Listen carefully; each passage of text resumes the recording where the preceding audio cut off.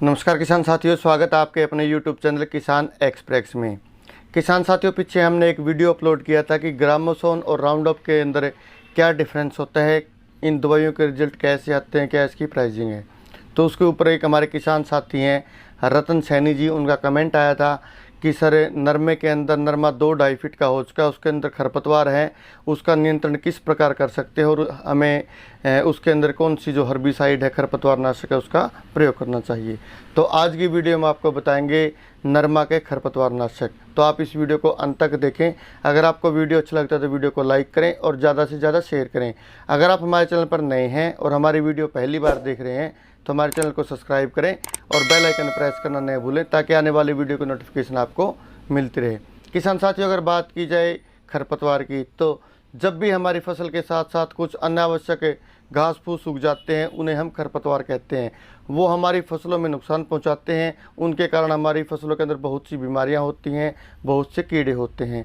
साथ ही साथ जब भी हम फसल में कोई भी न्यूट्रिशन डालते हैं तो हमारी फसल के साथ साथ वो खरपतवार उस न्यूट्रिशन को ग्रहण कर लेते हैं और जो हमारी फसल तक प्रॉपर वे से जितना पूरा न्यूट्रिशन पहुंचना चाहिए उतना न्यूट्रिशन नहीं पहुंच पाता। उतनी खाद या फिर जितनी भी हम अन्य उसके अंदर टॉनिक डालते हैं, ताकतवर्धक जितनी भी दवाइयां डालते हैं, वो उन तक नहीं पहुंच पाती और जो हमारा प्रोडक्शन है वो कम हो जाता है। इसके साथ साथ खरपतवार के कारण जो हमारा प्रोडक्शन है, नरमा है या फिर अन्य जितनी भी फसलें हैं, उसके अंदर जो गुणवत्ता है प्रोडक्शन की, जो हमारे प्रोडक्ट की, उत्पाद की जो गुणवत्ता होगी, वो काफ़ी हद तक प्रभावित होती है, जिससे हमें काफ़ी नुकसान होता है। इसलिए समय रहते हमें हमारे खेत से या फिर स्पेशली अगर बात की जाए कॉटन के खेत से हमें खरपतवार का नियंत्रण करना आवश्यक है। किसान साथियों, अगर बात की जाए तो कपास के अंदर यानी कि नरमे के अंदर मुख्य रूप से शावक नाम का एक खरपतवार होता है, जिसे हम शामक बोलते हैं। वो होता है, सांठी होती है, मकड़ा होता है और मोथा घास होता है।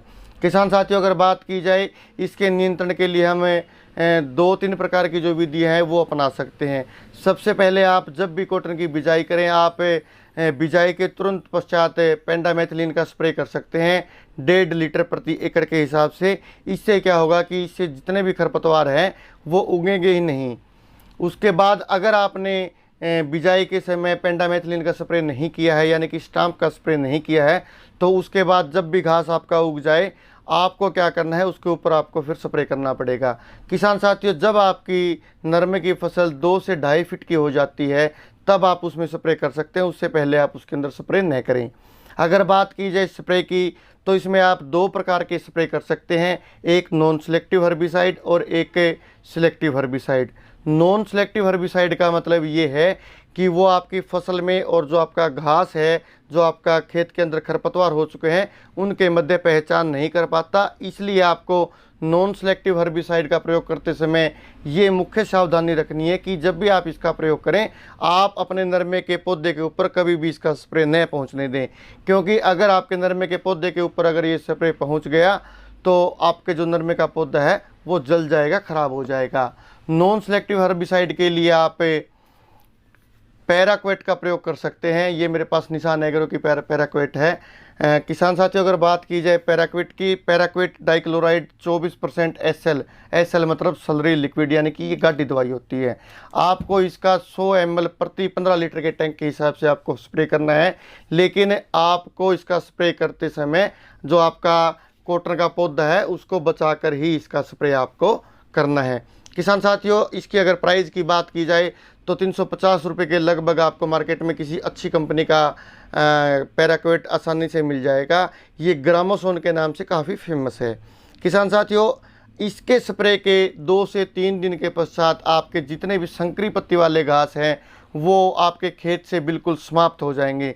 लेकिन इसके अंदर एक समस्या ये है कि 15 से 20 दिन के पश्चात वो घास दोबारा उग जाता है, क्योंकि ये एक contact based non selective herbicide है। जहाँ पर इसका कॉन्टैक्ट होगा ये केवल वहीं पर काम करेगा, ये पौधे की जड़ों तक नहीं पहुँचेगा और 15 से 20 दिन के पश्चात जो घास है दोबारा उगना शुरू हो जाएगा। किसान साथियों, उसके बाद बात आती है सिलेक्टिव हर्बिसाइड की। अगर सिलेक्टिव हर्बिसाइड की बात करें तो ये उस प्रकार के हर्बिसाइड होते हैं, उस प्रकार के खरपतवार नाशक होते हैं जो आपकी फसल में और जो आपका खरपतवार है उसमें बड़ी आसानी से फ़र्क महसूस कर सकते हैं। यानी कि जब भी आप अपनी फसलों के ऊपर इसका स्प्रे करोगे तो ये आपकी फसलों को कोई नुकसान नहीं पहुँचाएंगे। अगर बात की जाए स्पेशली नरमे में, तो इसके अंदर आप धानुका कंपनी का ट्रगा सुपर के नाम से आते हैं, इसका आप प्रयोग कर सकते हो। इसके अंदर क्विजाफोप इथाइल 5% EC टेक्निकल होता है। किसान साथियों, अगर इसकी डोज की बात की जाए तो 1 लीटर 3 एकड़ के लिए इसकी डोज सफिशेंट है और ये आपको 1400 से 1500 रुपये प्रति लीटर के हिसाब से मार्केट में आसानी से मिल जाएगा। किसान साथियों, इसका प्रयोग करते समय आपको कभी घबराने की कोई भी आवश्यकता नहीं है। जब भी आप इसका स्प्रे करते हो तो आप अपनी नरमा के ऊपर और घास के ऊपर इकट्ठा स्प्रे कर सकते हो। यानी कि अगर नरमा के पौधे के ऊपर, आपके कपास के पौधे के ऊपर इसका स्प्रे लग जाता है तो उसके ऊपर इसका कोई भी विपरीत प्रभाव नहीं पड़ेगा। यानी कि आपका जो नरमे का पौधा है बिल्कुल भी नहीं जलेगा। किसान साथियों, अगर बात की जाए तो यह एक सिस्टेमेटिक सेलेक्टिव हर्बिसाइड है। सिस्टेमेटिक का मतलब ये है कि ये पहले आपके जो घास है उसके अंदर पूरी तरह से फैलेगा, उसके बाद जलाएगा उसको। यानी कि अगर आप इसका प्रयोग करते हो तो लगभग 8 से 10 दिन के बाद आपको रिजल्ट मिलने शुरू होंगे। इसलिए आपको इसका प्रयोग करने के पश्चात रिजल्ट आने के लिए 8 से 10 दिन का इंतजार करना पड़ेगा। किसान साथियों, लेकिन अगर आपने एक बार ट्रगा सुपर का प्रयोग कर दिया तो उसके खेत के अंदर, नरमा के आपका जो खेत है उसके अंदर दोबारा घास होने की संभावना काफ़ी हद तक कम हो जाती है, क्योंकि ये पूरे पौधे के अंदर फैलता है, उसकी जड़ों तक पहुंचता है और उसके बाद ही उसको नष्ट करता है। किसान साथियों, कुछ इस प्रकार आप नॉन सेलेक्टिव हर्बिसाइड से और सेलेक्टिव हर्बिसाइड से आप जो नरमा है आपका उसके अंदर खरपतवार का नियंत्रण कर सकते हैं। किसान साथियों, आशा करते हैं आपको वीडियो पसंद आई होगी। अगर फिर भी आपके मन में कोई क्वेश्चन है तो आप हमें कमेंट कर सकते हैं। किसान साथियों, आने वाली वीडियो में आपको खेतीबाड़ी से संबंधित, गार्डनिंग से संबंधित और पशुपालन से संबंधित नई नई जानकारी देते रहेंगे।